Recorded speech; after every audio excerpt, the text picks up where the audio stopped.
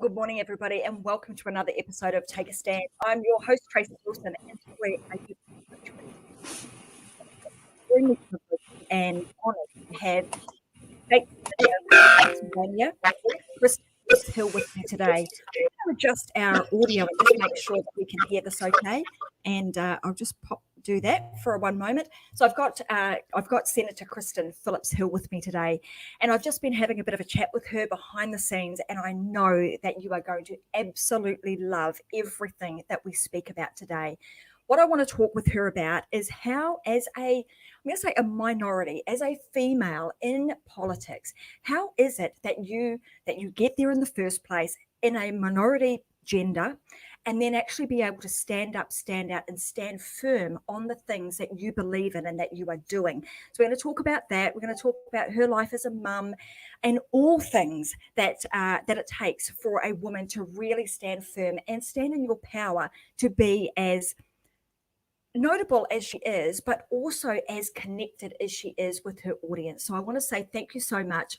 I've said to her that she's actually streaming live right now all over the world. I'm here in Australia. She's there in Pennsylvania, the USA, and it's just an absolute privilege to have her on the Take a Stand show. So welcome. Let me just unmute her for a moment. Thank you. Thank you. It's wonderful to be with you, and it just looks sunny and beautiful there in Australia. It's the evening here, and this is really an honor. And as I said earlier, probably the most uncomfortable thing for me to talk about in politics is myself. But you know, I am keenly aware that I need to turn around and pull those other really talented, passionate women up behind me and teach them the lessons I've learned in this journey in politics, which was not something that I planned to do, but I'm really grateful that I've had the opportunity to do it. I love what I do. I love the people that I'm so fortunate to be able to represent. And I love solving problems. And I also love a good debate and talking about the issues. So it's been a very unique journey. It's very humbling to have people entrust you to represent them, to be their voice and to do their will in their state government. So I consider myself very fortunate. Well, I think we're very fortunate to also have you, and I've read your bio and all of the wonderful things that you do and how much you give back to community, not only on a paid level, but also from a voluntary point of view. So I wanted to just acknowledge that and appreciate the fact that you've been doing that for not just a short period of time, but over a long period of time. You've been giving back time and time and time again. So I've got a number of questions because we've got a very short period of time that I've got here with you today, and I want to be respectful of that. And so I want to get as much information from you as we possibly can in that period. But you were talking to me a little bit about your background prior to us jumping on here live, and talking about your childhood and your upbringing. And you were saying how I mentioned that the title of this particular show was about being a minority. And you were saying that, you know, I've never really thought about it in that way. So let's talk a little bit about that. Let's talk about your upbringing and why you've never thought about you being in the minority. When we look at the statistical data and we look at the numbers, and the numbers are quite are very damning in the sense that very few women make it to the level that you've made it to be able to have a voice, even though your voice is very, and we can talk about this a little bit later, but, you know, starting out, you've had a very quiet voice, but a very loud voice in the sense of you being able to get across the messages that you needed to get across in a way that would actually start to make a change happen. So let's talk a little bit about that. I'd love to know about your upbringing and why you've never felt that way. Yeah, so I was really fortunate. I have incredible parents. They really encouraged me to find my passions, to learn as much as I could. They supported me in my endeavors, and I will share that my parents and I don't have the same political affiliation. They don't always agree with me on issues and stands that I take.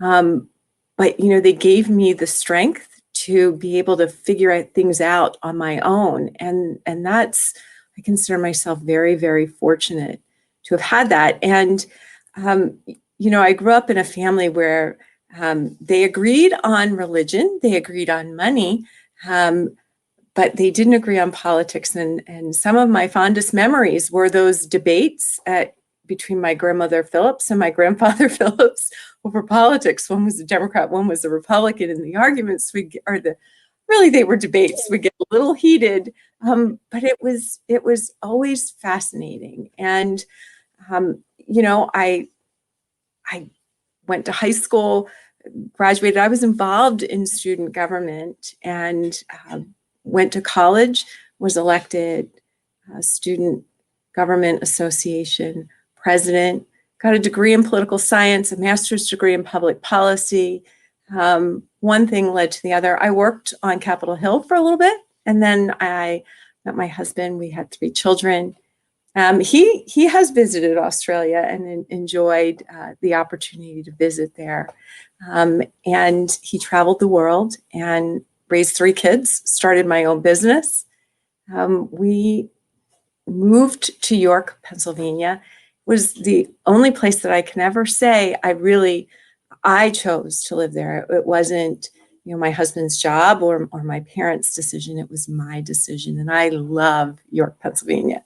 And, you know, got involved in the community and continued to run my business. And one night, got a phone call from a girlfriend's husband who said, I want to come over and talk to you about something. And I said, that's great. You know, I just took an apple cake out of the oven and coffee, and my parents are here. Come on over. And he said, I think you should run for school board. And my mother immediately said, she's standing at the kitchen sink, and she goes, I think that's a terrible idea. and I said, okay, Mom. Eventually I ran for school board, and it was a really challenging time in our school district. And, you know, my neighbors and our children in the community were counting on me. We made some difficult decisions. We turned things around. We got the right leadership in place. We held the line on taxes. And next thing I know, the opportunity to run for the state House of Representatives came about, and again was asked would you consider running? And I said, why me? And they said, well, you know, you've got a lot to offer. And they finally said, you're a woman and you've never raised taxes, and that would be great. And I went home and I said, well, I'm going to talk to my husband about it. My husband was like, I think you should do it. So, you know, it was an incredible journey. And then the gentleman who served as governor, or served as state senator, ran for governor, and that seat opened, and decided that it was the right move to make. That it was a hard decision. It was hard because one of the things I really valued, a state House district in Pennsylvania, you represent about 65,000 people. In a state Senate district, you represent over 250,000 people. And I valued those personal relationships that I had made with people, knowing everyone really well. And what a privilege it was. They allowed me to join them for great joys, you know, to be there when their children made Eagle Scout and when they had great celebrations. And they also allowed me to mourn with them. In 2 years, I lost 2 volunteer firefighters.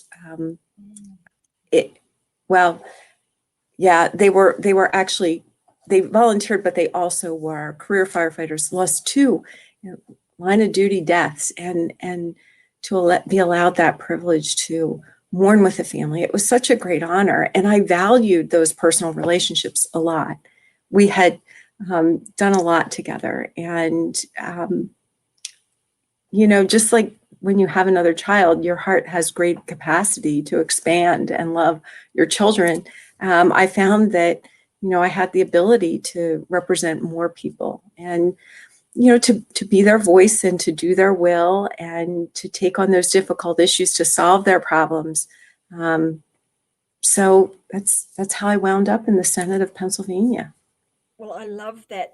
Obviously, you were doing a lot of wonderful things for, to be recognised, and for somebody to say, at that time, prior to being the senator, Kristin, you've got some fantastic qualities and values that would be very valuable at this level. So I've got a few questions. When you were talking about growing up and that, going into politics, there's a few things I know when I was younger, you never talk politics, you don't talk religion, those are two things you just take off the table and you don't talk about those because they can often, create, let's call it some heated debates, as often what happens when you get into those two realms. But given that you've gone into the political field and it was almost in a different direction than your parents, how did you?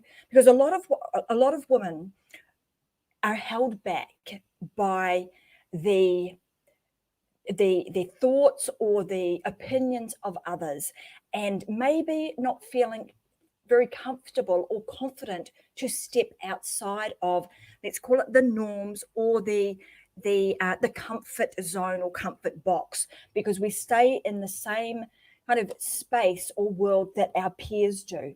What did you do, and what was it that you think made a real difference to you to be able to step away from that and have the confidence to actually go in a completely different direction? Well, I think being raised in a family that had a lot of debate, I understood that, I don't expect everyone to always agree with me, and that sometimes you come to a better conclusion if you put people around a table who don't have the same ideas or the same views on things. So I think that was something I learned as a child, and that it was okay. I think I probably was a little bit of a handful to raise, in that I was probably a bit of a strong-willed child. I know that there are stories told that, when I broke the crystal candle holder, I informed my mother that had it been Tupperware, it would not have been broken. So I'm sure that probably was a little difficult for them at times. But, I loved to read. I loved to learn.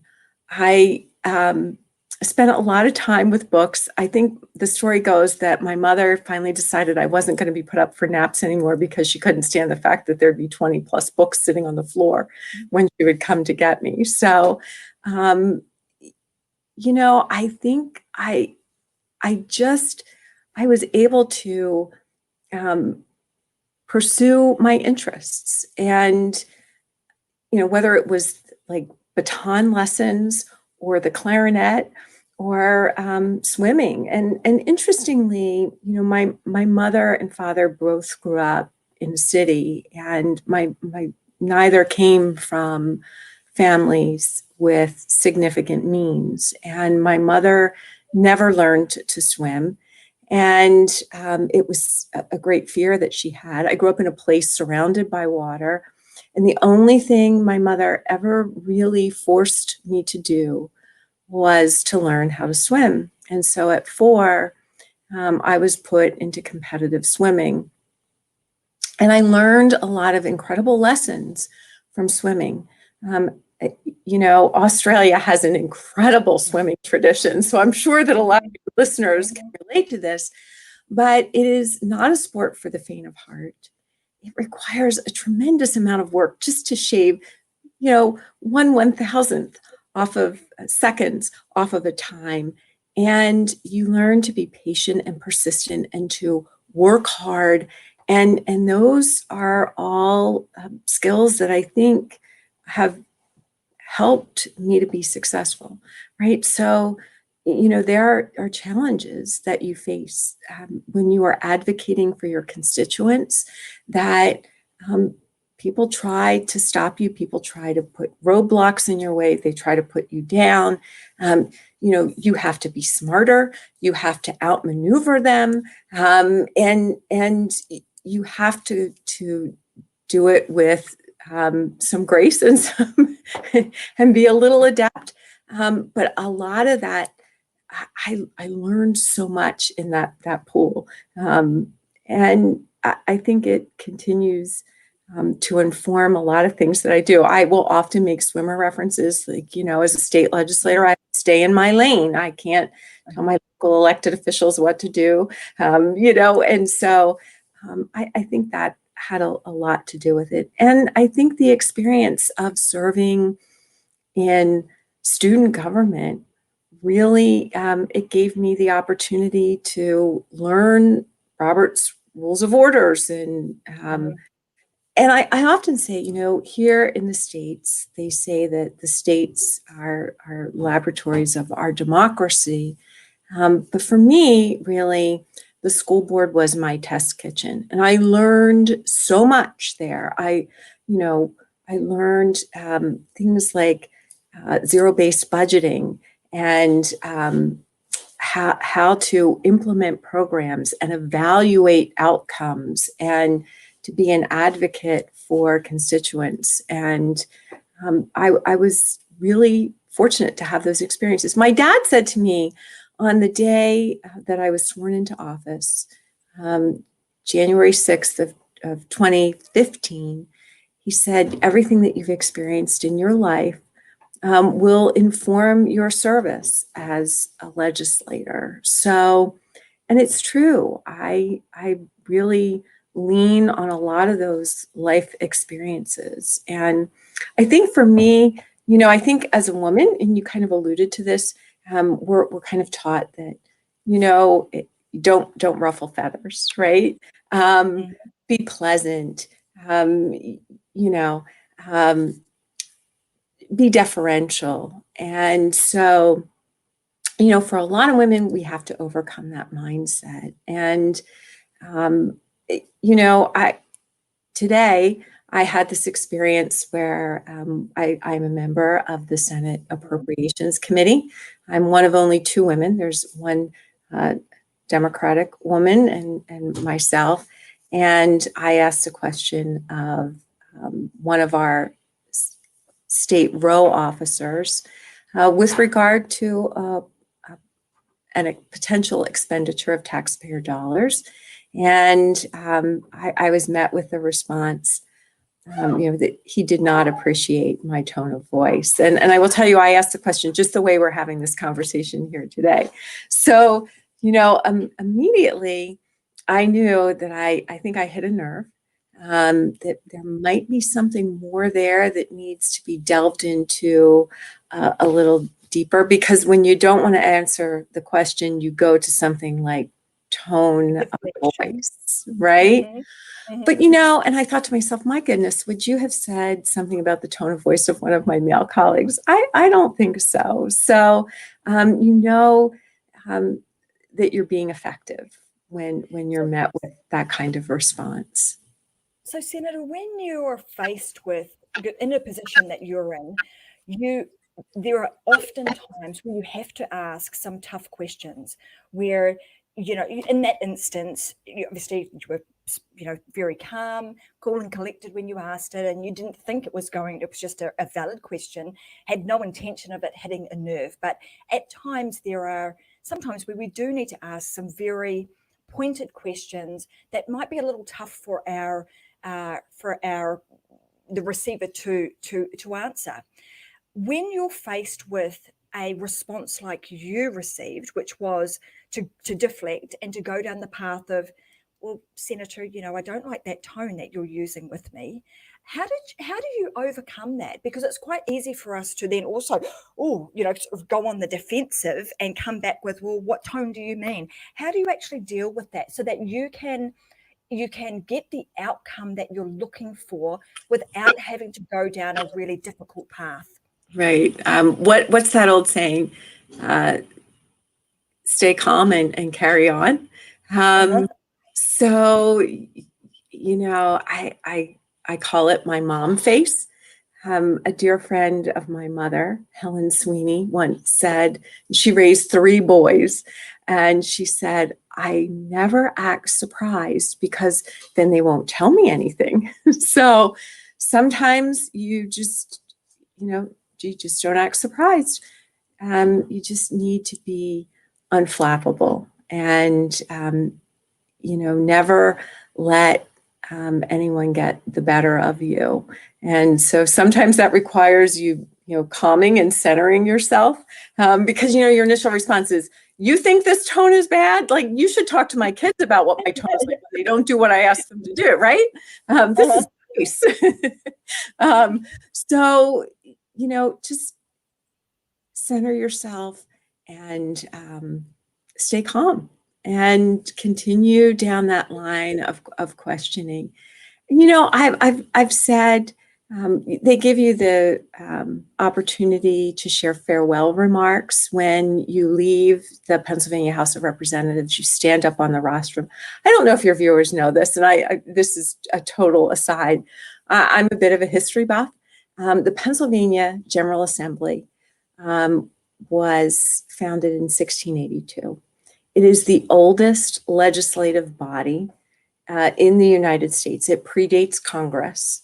Benjamin Franklin at one point was a speaker of the Pennsylvania House. You certainly get the sense that you're standing on the shoulders of giants when you are there.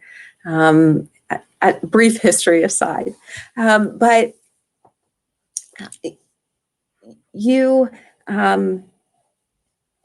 and I just lost my train of thought there for a minute. What you're saying gives me goosebumps, because the fact that you are there and you know that you are standing in the same place, trying to uphold and represent your community in the same way that your forefathers have, who are, honestly, when you're talking about that, it gives me goosebumps to think that you're standing in this, same places, doing the same things that Benjamin Franklin was doing. And that just really hits home when you think about, that the amount of sacrifice that you make, because in the type of role that you have, you alluded to this. You were saying, I've got to almost grow a thick skin. I'm here for a reason. I'm here with the intention of serving at the highest level I possibly can, and keeping that in the forefront of your mind always, and being very connected. And you talked about that, having that big heart and having enough love that you're able to realizing that you've got all of this love to give, and you freely give that to other people that are in your that you come into contact with. And you're human, even it doesn't matter what level of society, politics, Congress we get to. At the end of the day, we are human beings. We all have feelings, and you are there for a reason. And the reason you are there upholding the traditions that have been there for many, many centuries. So I think that may be where you were going with that. And I think that's extremely important that we recognize and we understand that. I've got a question that I want to ask you. And you mentioned earlier, and I'm wondering if this would have been the case. Do you think you would be in the position that you're in now if somebody in your that was connected with you hadn't said, tap, tap, tap, it's your turn, you need to step up. I think you've got what it takes to represent at this level. Do you think you would have gone there yourself? And you open this entire conversation with, I don't like talking about myself. And often women don't like doing that. And so therefore, and even in the book, we talk about this, that women often wait to be tapped on the shoulder, to be told that you're good enough, you've got what it takes, you have the skills, you have the knowledge and the know-how to actually serve at this level. Do you think that would have happened had somebody not tapped you on the shoulder? No, I don't. And I think, when you look at women in elected office, and I can't really speak to other countries other than the United States that, you know, I'm 55 years old. And as a child, you know, I can remember being in fourth grade and doing a project, and it was the bicentennial, our nation's birthday, and the boys did report on a president of the United States, and the girls did reports on a first lady. So the sense was you could grow up and you could marry someone who one day could be the president of the United States, and you, or a United States senator, or be in elected office. You didn't really think about you yourself being in elected office. And so I will tell you that, you know, I try to encourage other women who are strong and have a voice to step up. And I think for a lot of people like me, I started on a school board, and I've spoken to so many candidates, women of great talent and potential, about running for a school board seat or running for a borough council, to try and be encouraging. And, you know, I think what's really neat is that we're very fortunate. We're seeing increased numbers of women serving in the General Assembly here in Pennsylvania. And when I talk with those younger women, many more of them are stepping up themselves and saying, I want to run for office. I think I can make a difference for my community, and for our Commonwealth. So I think that's exciting. And I think that is maybe a generational difference. And I'm really glad that those folks reached out and said, you know, we think that you should do it. It's truly been, it's been a great honor, and I've truly enjoyed my time in elected office. And I will say this, I know that throughout this global pandemic, it's been so hard on people all around the globe. It's been very hard here in Pennsylvania. You know, moms are working and educating. You know, we had the second most restrictive shutdown in Pennsylvania in the entire United States. And a lot of constituents were really hurting. Businesses were closed. People found themselves on unemployment who had never been on unemployment before. Too many people, unfortunately, are living paycheck to paycheck. And it's been a really difficult year. And, you know, it's hard in this respect that you empathize with your constituents. You want to fix their problems. Business owners who were shut down, who had invested not only their hearts and their souls, but their life savings into their business, to have the governor shut them down. It was devastating, and helping those people, it was really a challenge. And I was honored to be able to do it. And, you know, I was inspired by many women. I talked earlier about, you know, throughout this pandemic, we've actually had women who have started businesses. I mean, what incredible inspiration to me. We have two women who own a emergency veterinary clinic in an area that has grown dramatically, and we need medical care not only for our humans, but also for our beloved pets. And they have been incredibly successful. Another woman who started an accounting firm, you know, with the massive amount of dollars coming from the federal government to individuals, it's going to make their taxes a little more complicated this year in the United States. And so she is finding herself with many customers reaching out and seeking her services, and she's finding her success. So it's exciting to see people find their success under some of the most challenging of circumstances. So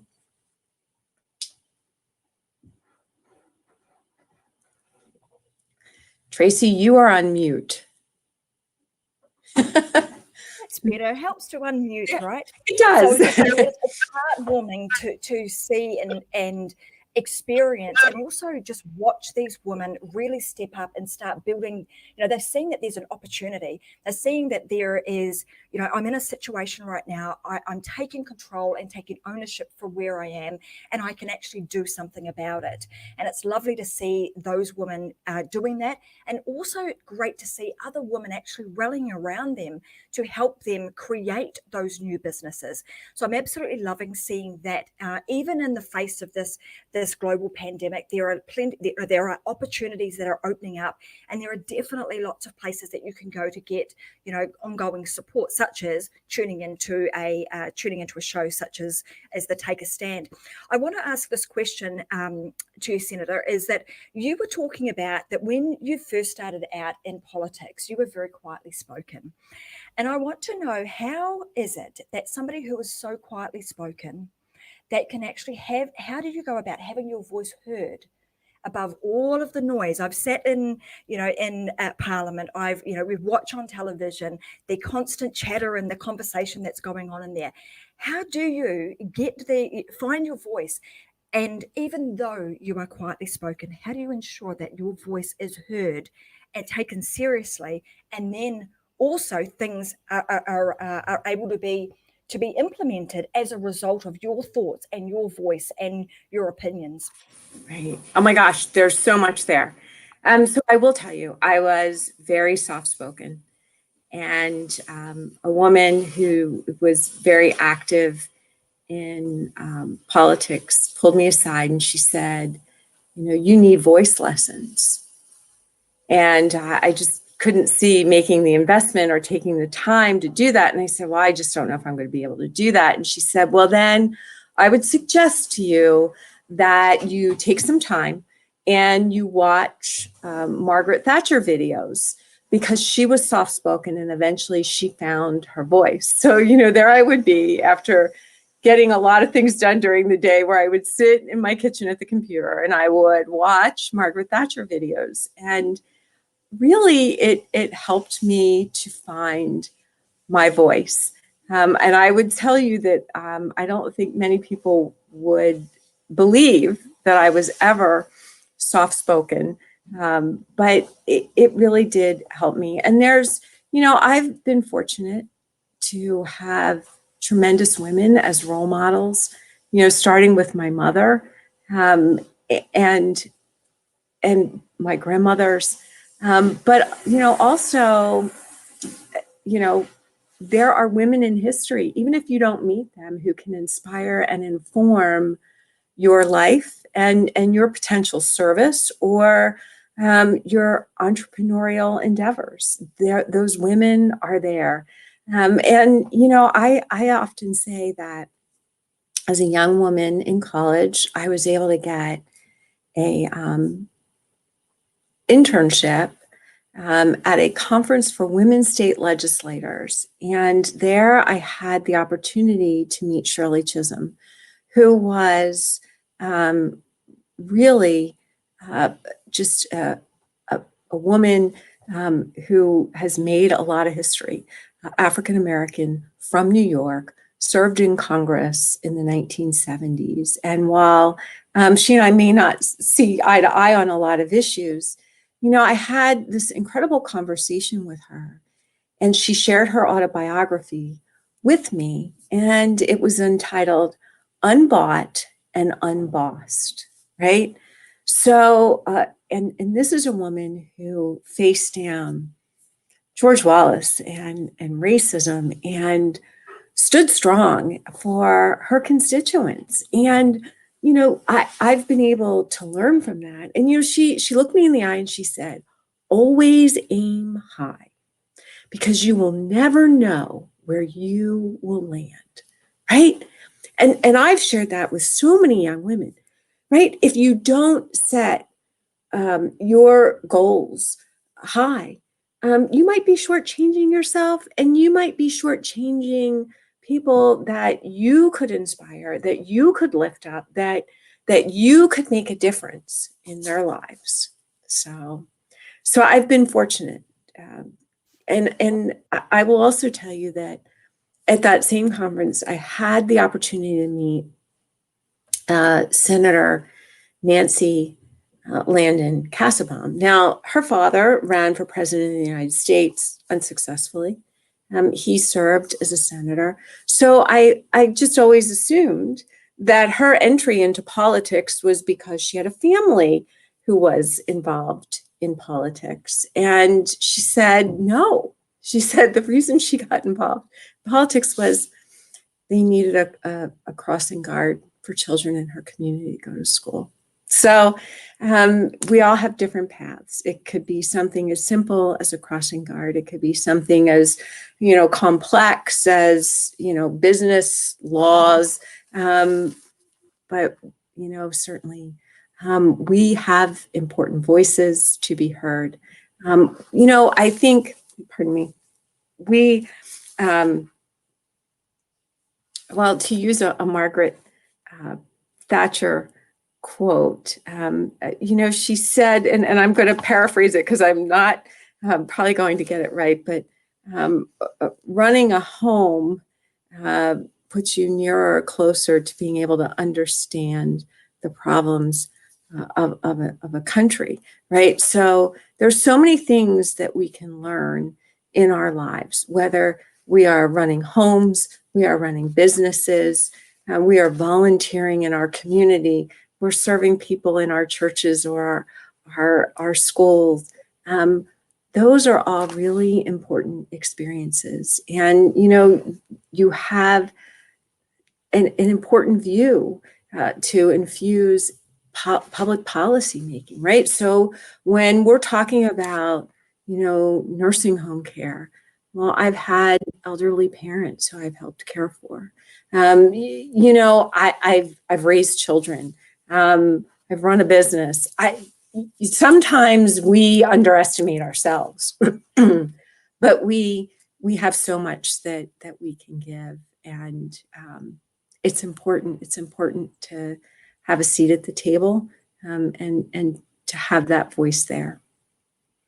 Thank you so much. And I couldn't agree with you more. And I think often, and it's really interesting because as I've continued to do interviews such as this, one thing that I have realized, or that has been uncovered throughout this and even writing the book, is that we as women, we often underestimate the skill, the knowledge, and the experiences that we have just through our own life's journey, and how we can actually take those and adapt them to almost any situation. And right now, the world is waiting for women to step up. I believe that now is the time that the world is waiting for women to step up, to start standing out and using our voices for the good of humanity. And if we can continue to do that, then what a wonderful world we can create. And by everybody coming together and doing that, this time next year may be a very, very different place. And as we continue to move through this pandemic, people are starting to adapt, starting to understand how to actually manage and live the new life that we're having to live now as a result of a pandemic situation. So I want to say thank you so much for being here. Before we finish today, I always end these sessions with an opportunity for you to share something, maybe a piece of advice to other women, to young women, because I know that a big part of the areas of passion that you have is about education. And I would like to know, maybe a little bit about what it is that you're doing in the educational space for young women in particular, but also a piece of advice that you would like to give to other women who are watching today. Or maybe it's a piece of advice that you would have liked to have given, if you had the opportunity, your younger self. So the 10-year-old, Kristin, who was just dreaming potentially about what she would do when she was older. What piece of advice would you give her now? I would paraphrase Shirley Chisholm: aim high. You don't know where you're going to land, and don't doubt yourself. You have something important to contribute wherever you decide to channel your talents in the future. Well, thank you so much. And that is a fantastic piece of advice. Obviously, held you in good stead to get you to where you are today. And just, aiming high and making sure that you continue to strive to be the best that you possibly can and continuing to raise the bar. So I want to say thank you so much for your time. It's been an absolute pleasure and an honor to have you on the show today. I'm very, very appreciative that you've even considered taking the time out to speak to myself and also all of our viewers. And I wish you all the very best with your continued success in whatever it is that you're doing right now and continuing to do into the future. And thank you for your service. Let's just unmute you. All right. We've done. I think there we go. That's better. There we go. Well, I just really want to say thank you. This was a pleasure. And if you ever find yourself stateside, please come to Pennsylvania. Would love to give you the tour of our state capitol. It truly is magnificent.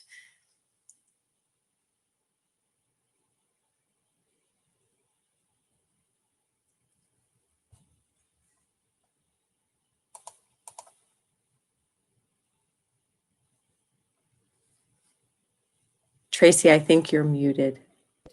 Okay, well, let's just that's the beauty of live and muted. I was just saying I want to take you up on that offer.